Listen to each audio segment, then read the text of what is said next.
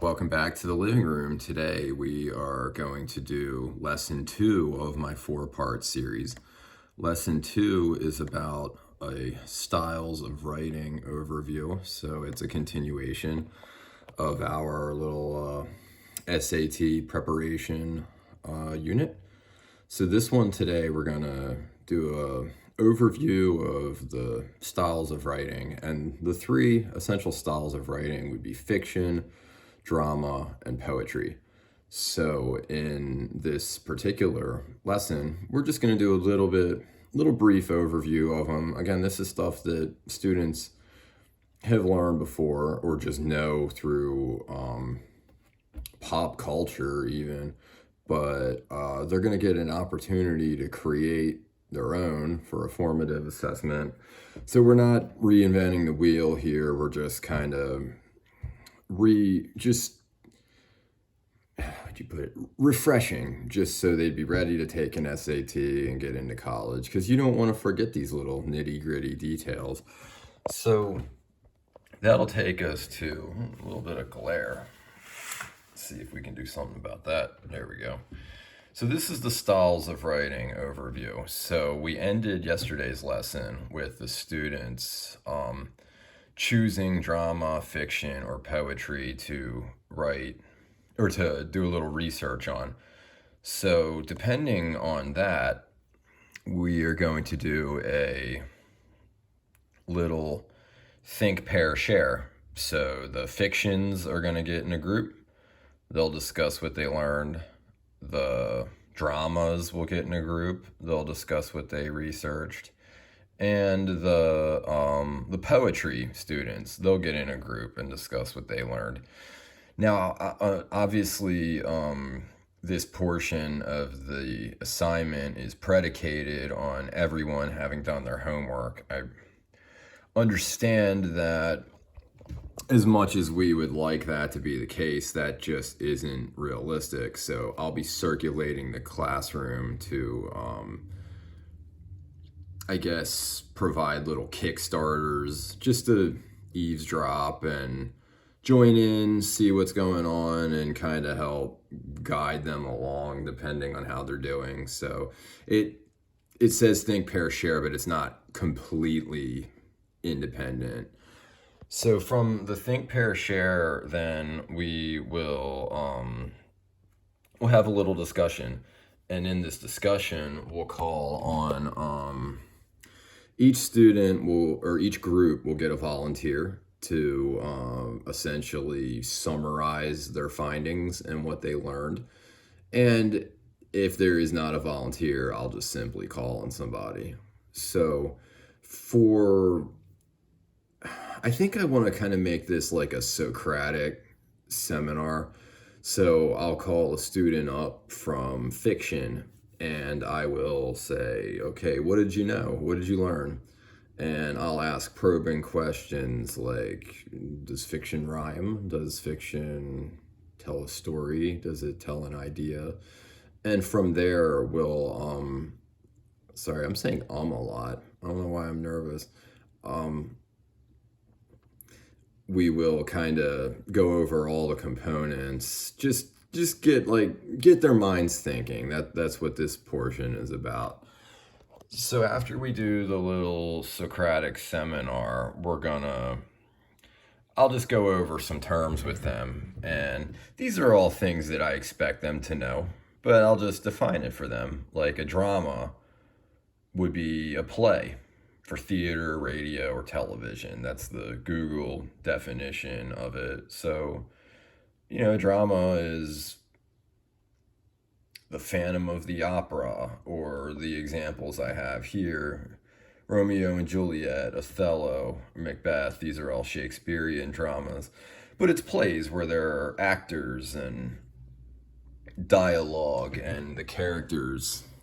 They might be a little bit harder to read from a book, but they're easier to watch to understand. So, we could always supplement some of this with watching clips from one of the many Shakespearean societies that puts on these plays. That would be a good idea, maybe, to supplement. Then we have fiction, which is literature in the form of prose, especially short stories and novels that describe imaginary events and people. So there we have Great Expectations and The Great Gatsby, two stories that are written in paragraph form and tell a story. They have characters, they have settings, they have narration. They don't traditionally rhyme. It's just what you would describe as a normal book in layman's terms. And then the final category is poetry. It's a literary work in which special intensity is given to the expression of feelings and ideas by the use of distinctive style and rhythm, poems collectively, or as a genre of literature. So, poetry there's a little bit more to it than just rhyming. There are collections of poetry. There are sonnets. There's poems within poems. It's extremely broad category, but we're just going for the overview. So we're just giving them,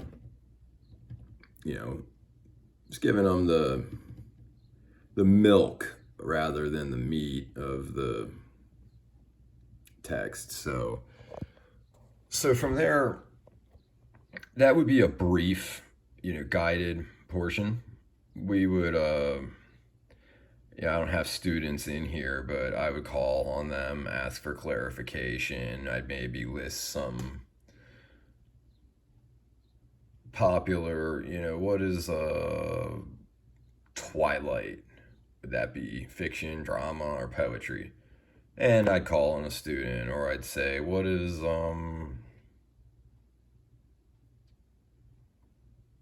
Wicked from Broadway? That would be a drama. Just stuff to get discussion going. So I'm just not up here listening to my own voice, and the students are staying engaged. Just keep it moving. Keep the more people that are talking, the more engaged everybody is, and that's what we want to go for. Okay, so for this portion of the assignment, it'll also be a summative. This is a little tricky. The students will join their respective groups from the day before, and sorry, it's not a little clear. Your groups will be determined over which topic you chose for the research project, research portion from yesterday. So if you chose fiction, you'll be in the fiction group. You chose drama group. So you'll be creating one of each: a poem, a work of fiction, and a play about yourself and your friends as the topic. And we're going to work on this for about 30 or 35 minutes. So I would set a timer from 10 to 12 minutes. In your group, they would get together and go on Google Docs to do this. And they would brainstorm. They'd get to work together, write a poem where you're the subject. And I could write about my cat that's being ornery upstairs. Just make it rhyme. And make it funny, make it engaging, because this humor is a huge element of storytelling. So, yeah, the students aren't going to really be able to fine tune what they're doing, but that's not the purpose of this. It's just to give them a crash course on creation. So they'll get about 10 to 12 minutes to work on each one, and then when the timer goes off, they'll switch. So then they'll write a little play about themselves, or they'll write a little story. And like I said, it can be a narrative story, fiction. It can be about the goofiest thing they want it to be about. It just has to be within its own format. So the poems make a rhyme scheme. I'm getting crossed with my terms. The drama, make it like a play. The fiction, just make it a short story that's written as a narrative, and make it about you or about your dog or about just anything. Just make it silly and make it, have fun with it. And the whole thing will be about 35 minutes. For modifications or differentiation, we'd work with a special educator, but we would, rather than having them have to switch, rapid fire. Every 12 minutes, we would just have them choose one topic they want to write about and go with that. So, let's see what we have. That would take us to just about the end of the class. And for homework, there would be a further assessment. I think I would like to time this class on a Friday so I could give this over the weekend. But this one, there's some essay questions, and this will be part of the assessment portfolio. But they're basically asked to just do further practice in a more controlled environment where they don't have a timer going off 12 minutes. So this one will be a little bit more format and things like that will be a little bit more important, and it won't be it'll just be graded on grammar and writing conventions and things that they should already have a good idea about it in 11th and 12th grade. So before we go, we would tomorrow's course would be about some of the specific writers in American and British literature. So I would just start and go 1, 2, 3, 4, 5, 6, 7, 8, 9, 10, give every student a number.